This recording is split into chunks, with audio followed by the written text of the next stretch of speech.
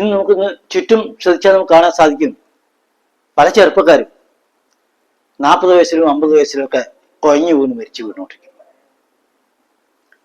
പല വിദ്യാർത്ഥികളും സൂയിസൈഡ് ചെയ്യും.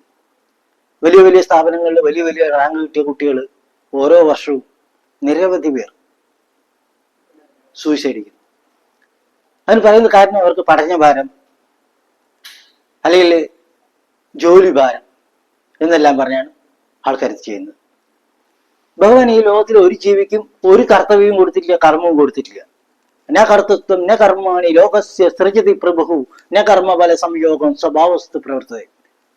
ആർക്കും പഠനഭാരമോ ജോലി ഭാരമോ ഒന്നും ഭഗവാൻ കൊടുത്തിട്ടില്ല. പക്ഷെ 10-50 വയസ്സാകുമ്പോഴേക്കും ഓരോരുത്തരും തലയുടെ മുകളിൽ പല വിധത്തിലുള്ള ഉത്തരവാദിത്തങ്ങള്, കടമകള്, ചുമതലകള്, ഭാരങ്ങള്, ലോണിന്റെ ഭാരം എല്ലാം തലയിൽ എടുത്തു വെച്ച് അവസാനം